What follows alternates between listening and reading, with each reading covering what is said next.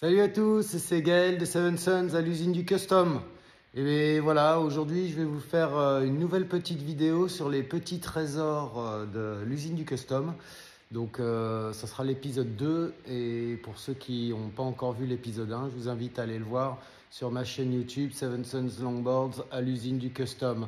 Voilà, donc comme je disais, j'ai amassé pas mal de petites choses au fur et à mesure des années. Et là, comme vous pouvez le voir derrière, c'est un autre de mes petits trésors. Je ne sais pas s'il y en a qui reconnaîtront ce que c'est, mais ce sont des écrans de sérigraphie en bois. Donc maintenant, on ne les fait plus en bois, ils sont en alu en général.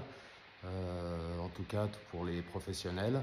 Et donc ça, ce sont des écrans originaux qui viennent du goéland. Alors pour ceux qui seront de ma génération, vous saurez ce que c'était que Goéland Production. C'était un sérigraphe de l'époque qui était spécialisé dans tous les t-shirts de groupe, tout ce qui était rock, punk, metal.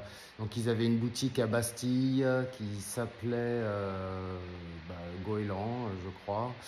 Et voilà, ils faisaient des fringues diaboliques, enfin ce qui s'appelait la marque diabolique. Ils avaient une vente par correspondance où ils faisaient tous les accessoires un peu de matos punk, rock, et un peu tout ce qu'on trouvait nulle part ailleurs avant que ce soit vraiment la folie sur Internet.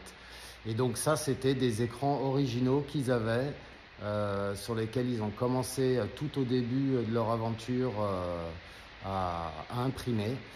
Et donc j'en avais récupéré quelques-uns que j'avais échangés à l'époque au boss contre un vitrail ou deux que j'avais récupéré sur un chantier en démolition, et sa femme les collectionnait. Donc il m'avait échangé ces vieux écrans qu'ils avaient, qui traînaient, dont personne ne voulait et qui m'intéressaient pas mal. Donc il en manque deux, j'en avais récupéré 5, il en manque deux. Il y en a un que j'avais filé à un pote où c'était Rock Against Police Repression, qui était un t-shirt qu'ils imprimaient à l'époque avec deux flics des bobbies anglais en train d'embarquer un mec pendant une manif. J'en ai un autre, mais l'écran a été bouffé par les termites. C'est Rock Against Fascism. Donc c'est une Doc Martens ou une para en train d'écraser une croix nazie. Donc ça, c'était un t-shirt qu'il faisait aussi.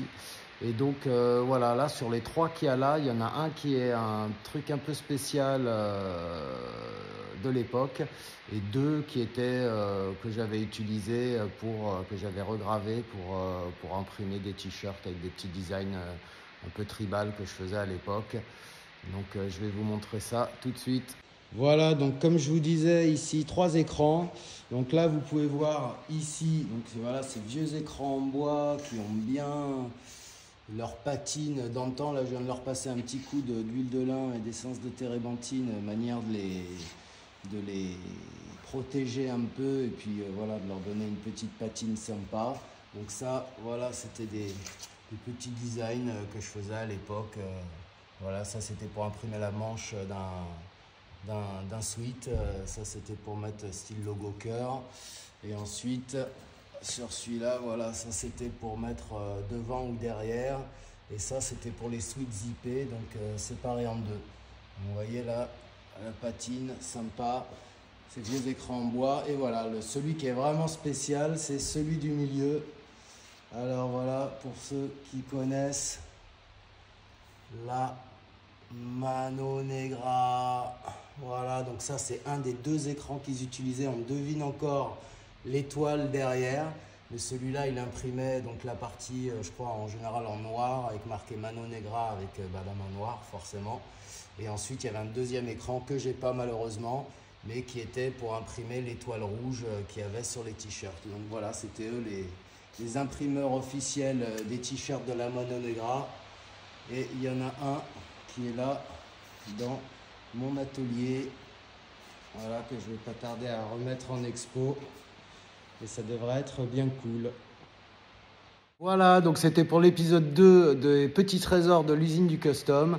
J'espère que ça vous a plu. Et comme d'habitude, n'hésitez pas à aller checker ma chaîne YouTube Seven Sons Longboards à l'usine du Custom. Allez checker le Facebook, l'Instagram. un peu tout, à liker, à partager et surtout n'hésitez pas à me faire des commentaires ou à me dire si tout ça, ça vous plaît, histoire que je continue à vous montrer un peu des trucs sympas. Voilà, et bien, tchuss!